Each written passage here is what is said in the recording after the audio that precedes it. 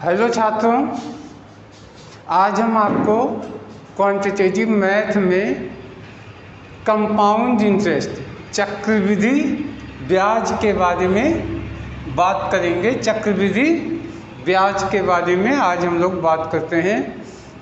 ये एक बहुत ही इम्पॉर्टेंट टॉपिक है, क्योंकि आप जान लीजिए कि चक्रवृद्धि ब्याज और साधारण ब्याज दोनों मिला के कम से कम 3 क्वेश्चन एग्जाम में जरूर आते हैं, जिसमें से एक सिंपल इंटरेस्ट यानी साधारण ब्याज से और 2 कम से कम चक्रवृद्धि ब्याज से क्वेश्चन मिलते हैं।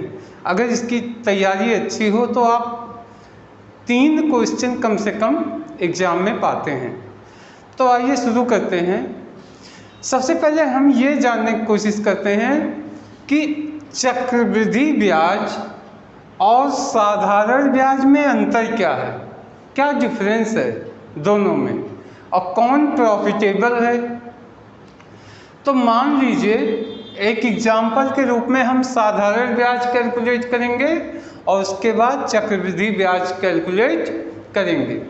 तो साधारण ब्याज में मान लीजिए कोई मूलधन, मान लीजिए 200 रुपया मूलधन है, 3 वर्ष के लिए 10% वार्षिक ब्याज दर पे दिया गया या लिया गया है। तो इस पे कुल कितना रुपया उनको ब्याज टोटल मिलेगा। तो इसको जानने के लिए आमतौर पे क्या होता है, चाहे वर्ष कितने भी हों, लेकिन ये ब्याज दर 1 वर्ष के लिए होता है।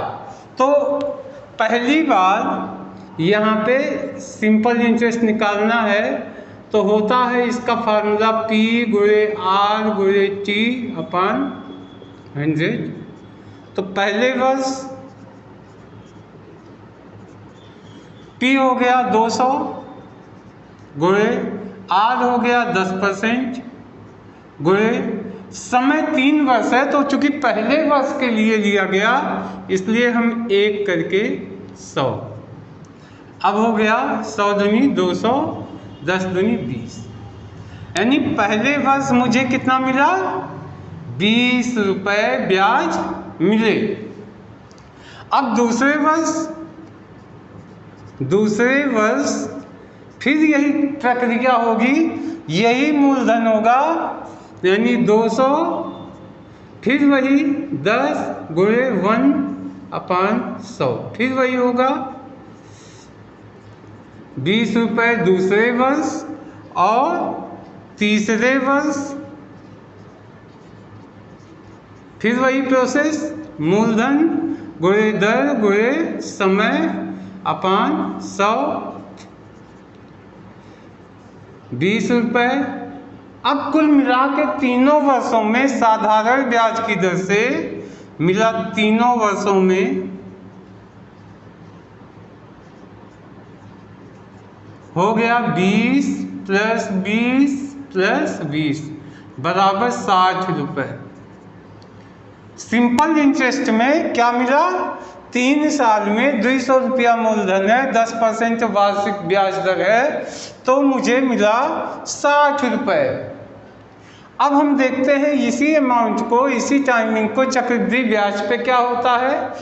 तो चक्रवृद्धि ब्याज में क्या होता है, पहले वर्ष जो हम साधारण ब्याज का रकम निकालते हैं उस ब्याज को हम मूलधन में जोड़ देते हैं और दूसरे वर्ष उसका फिर साधारण ब्याज निकालते हैं। तो इस तरीके से इसका पहले SI निकालिए, यानी पहले वर्ष वही होगा PRT/100 बराबर हो गया 200 गुणे 10 गुणे 1/100 बराबर 20 रुपये आए। अब दूसरे वर्ष के लिए, दूसरे वर्ष जब हम इसको निकालेंगे तो हम इस मूलधन में ये ब्याज दर जोड़ देंगे, यानी 200 + 20, यानी 200 + 20 ये हो गया, और गुणे 10 गुणे 1/100। अब ये हो गया 220 और इसको काट दीजिए, यानी कि कट गया तो बचा कितना 220 गुणे 10 गुणे 1/100। 10 दहियम 100 और 10 का 1 जीरो इससे कटा बराबर 22। अब दूसरे वर्ष का ब्याज मिला मुझे 22 रुपया, तो इसका जो मूलधन था 220 रुपये था, तो अब 220 रुपया ये तीसरे वर्ष, तो 220 जो दूसरे वर्ष का मूलधन था प्लस 22 ये जुड़ गया और गुणे 10 गुणे 1/100, यानी ये हो गया 242 रुपया गुणे 10 और गुणे 1/100। 10 दहियम 100 और इसको काटिएगा 220 22 42 200 यानी 24 रुपया 20 पैसा। 24.20 24 रुपया 20 पैसा। अब हम कुल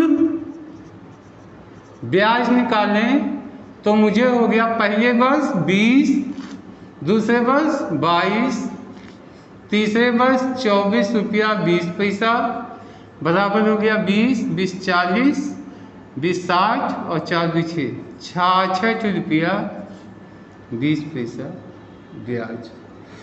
तो ये होता है एक ही अमाउंट 3 वर्ष के लिए हुआ। तो चक्रवृद्धि ब्याज में मोटा मोटा ये है कि पहले वर्ष का जो साधारण ब्याज होगा उसमें हम दूसरे वर्ष में जब आएंगे तो पहले वर्ष के मूलधन में उस ब्याज दर को जोड़ देंगे। इस तरीके से साधारण ब्याज के रूप में 60 रुपये मिले और चक्रवृद्धि ब्याज के रूप में 66 रुपये 20 पैसे ब्याज प्राप्त हुआ। तो ये अंतर होता है साधारण ब्याज और चक्रवृद्धि ब्याज का। अब इसके आगे हम आपको कुछ ट्रिक्स के आधार पे आपको हम क्वेश्चंस और केसेस देंगे, खाली आप उसको दिमाग में बैठाए रखिएगा और दिमाग में रहेगा तो आप क्वेश्चंस को बहुत आराम से सॉल्व कर सकते हैं।